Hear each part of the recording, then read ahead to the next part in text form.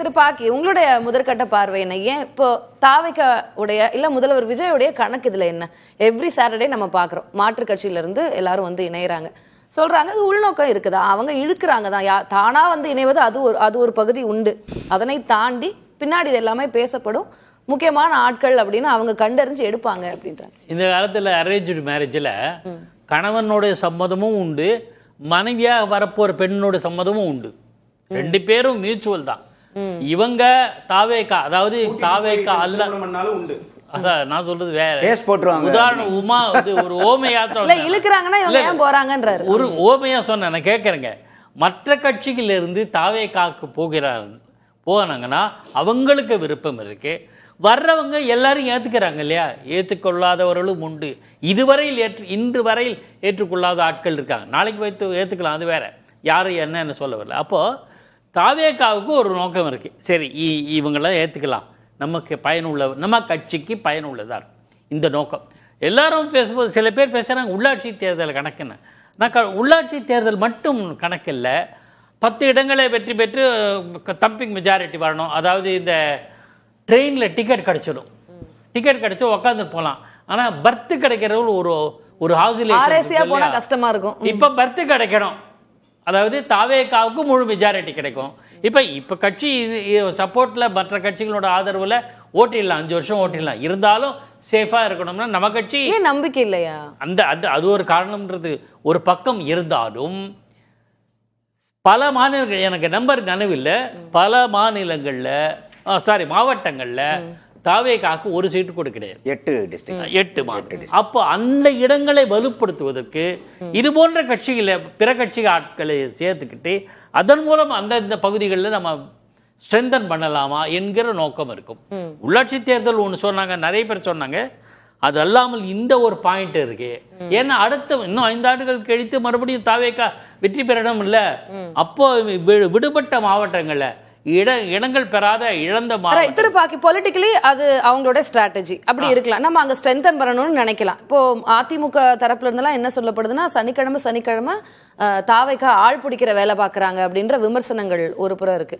ஒரு புறம் எம்எல்ஏக்கள் ராஜினாமா பண்ணிட்டு வந்தது குதிரை பேரம் அப்படின்ற விமர்சனம் இருக்கு. இன்னொன்னு தூய சக்தின்னு ப்ரொஜெக்ட் பண்ணிட்டு இப்போ நீங்க திமுகல இருந்து எடுக்கிறீங்க, அதிமுகல இருந்து எடுக்கிறீங்க, அப்படிங்கும்போது தூய சக்தி அப்படின்ற அந்த இமேஜ் அடிபட்டு போயிடாதா? இல்ல, இந்த கட்சி மாறுறது, கட்சி தவல் அல்லது கட்சி மாற்றம் எதுவாக இருந்தாலும் 100% தூய சக்தி எதிர்பார்க்க முடியாது. சேர்ந்த பிறகு என்ன ப்ரொஜெக்ட் பண்ணாங்களோ நான் அதை கேட்கிறேன். இல்ல அவங்க ப்ரொடெக்ட் பண்ண போறாங்க, என்ன ப்ரொஜெக்ட் பண்ணாங்களோ அதை ப்ரொஜெக்ட் பண்றது. தேர்தலுக்கு முன்னாடி சொல்லப்பட்டதை கேட்கிறேன். தேர்தல் காலத்துல என்னென்ன ப்ரொஜெக்ட் பண்ணாங்களோ அத்தனையுமே எந்த கட்சியுமே ஆட்சிக்கு வந்த பிறகு நிறைவேற்றுவதில்லை. அதை நம்ம சீரியஸ் எடுத்துக்க வேண்டாம்.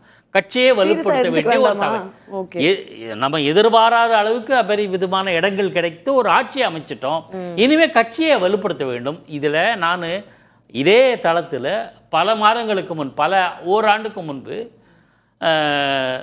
அனுபவம் வாய்ந்த தலைவர்கள் அந்த கட்சியில் இல்லை என்ற கருத்தை பதிவு செய்திருக்கிறேன். அங்க அரசியலில் அனுபவம் வாய்ந்த பல பேரை எடுத்துக்கொள்வது அவர்களுக்கு லாபமாக கருதலாம். தாவேக்காக அது ஒரு அட்வான்டேஜா நினைக்கலாம். சரி, இந்த சேர்ந்தவங்க எத்தனை பேருமே அவங்க ஏற்கனவே இருந்த கட்சியில ரொம்ப சந்தோஷமா இருந்தாங்க. இன்னைக்கு உடுமலை ராதாகிருஷ்ணன் சொல்லியிருக்காரு, அங்க நான் நிம்மதியாவே இல்லை என்று சொல்லி அதே ஜெயலலிதா மீதான விசுவாசம் அதெல்லாம் சொல்றாரு. நாங்க அங்க பார்க்கிற விசுவாசத்துக்கு பலன் இல்லை, மரியாதை இல்லை, இங்க வர்றோம்.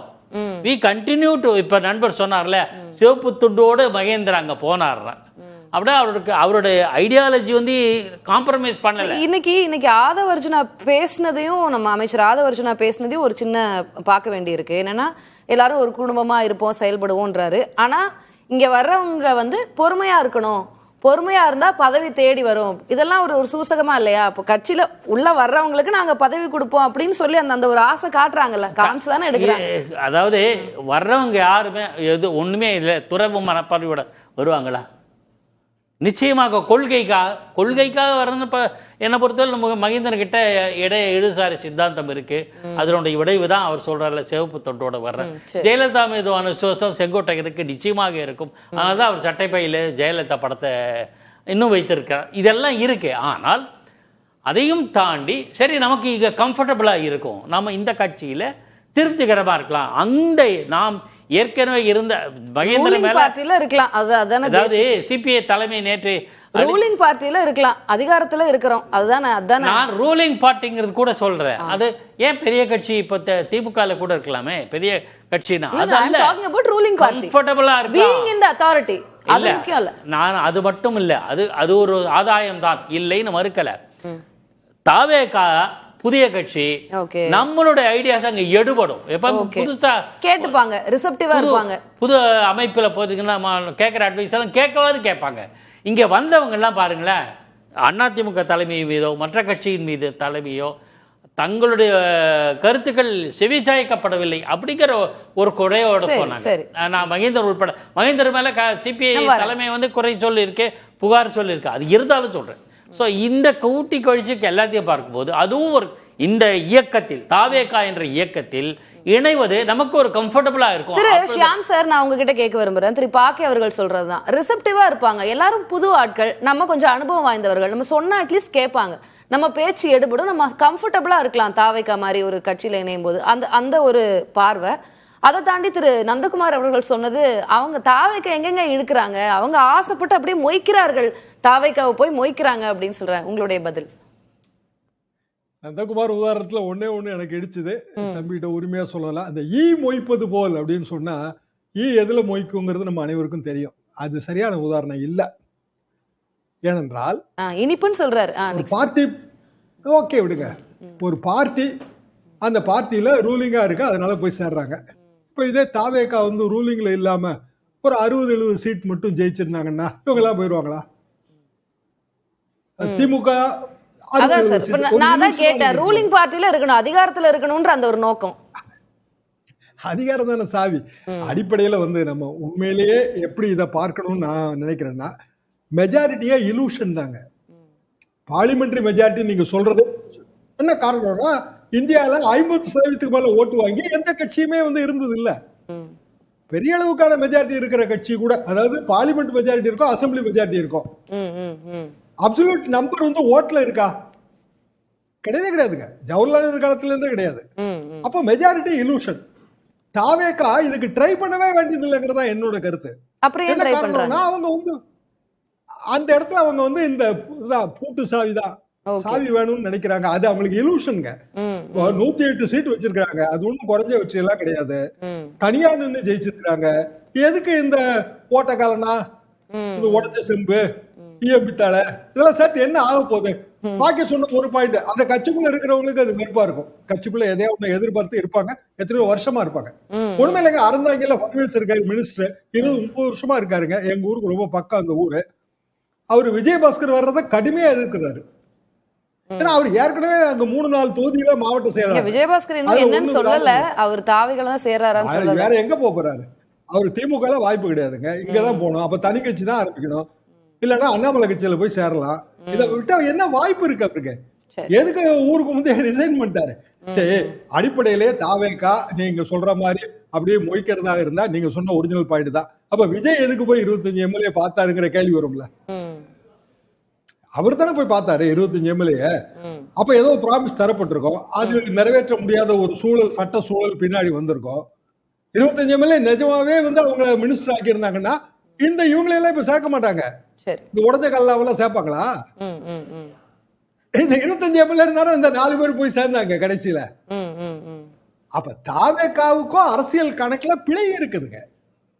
சரி, நம்ம தொடர்ந்து பேசலாம் ஷியாம் சார். தாவேகாவோட அரசியல் கணக்குல பிழை இருக்கு, எல்லாத்துக்கு பின்னாடியுமே ஒரு ஸ்ட்ராட்டஜி இருக்கு, அதனை ஒட்டி தான் இது செய்யப்படுகிறது அப்படின்றாரு ஷியாம் சார். இல்லைங்க, இன்னைக்கு மக்களுடைய தீர்ப்பு தான் மகேசன் தீர்ப்புங்கிறது எல்லா கட்சியும் சொல்றது.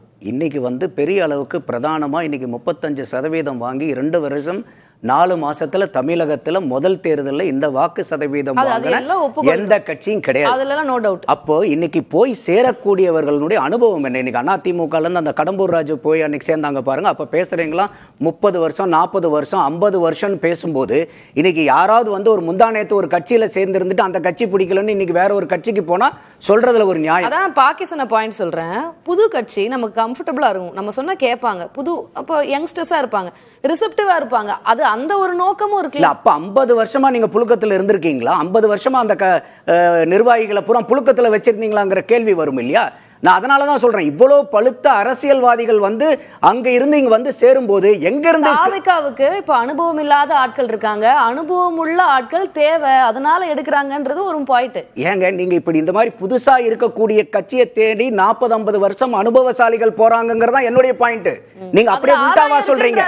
நான் அதைத்தான் சொல்றீங்க. நடக்கிறது என்ன, 40-50 வருஷம் அனுபவசாலிகள் 2 வருடம் 4 மாதம் ஆன கட்சியை போய் பார்க்கறாங்கன்னா இன்னைக்கு அரசியல் தமிழகத்தினுடைய எதிர்கால அரசியல் நம்பிக்கை நட்சத்திரமா இன்னைக்கு தாவேக்கா அவங்களுக்கு கண்ணுல படுறனால போய் சேர்றாங்க. அதான் சார், அவங்க எல்லாம் அப்படி துறவற மாதிரி போல, அவங்களுக்கு ஒரு பதவி இருக்கும், ஒரு நோக்கம் இருக்கும், அதுக்காக தான். ஆமா, இது என்னங்க பாலிடிக்ஸ்ல வந்து ஆமா இது எந்த எதிர்பார்ப்புமே இல்லாம நாங்க பொது சேவை செய்யறதுக்காக போய் சேர்றான்னு சொல்றது யாருமே ஏத்துக்க மாட்டாங்க. ஒவ்வொருத்தருக்கும் ஒவ்வொரு கணக்கு இருக்கு. அடுத்தது ஒரே ஒரு விஷயம், ஓகே, இன்னைக்கு வந்து திமுகவும் அண்ணா திமுகவும் பலகீனத்தில் இருக்கு. திமுக எம்எல்ஏனுடைய எண்ணிக்கையில 15 வருஷம் பின்தங்கி இருக்கு.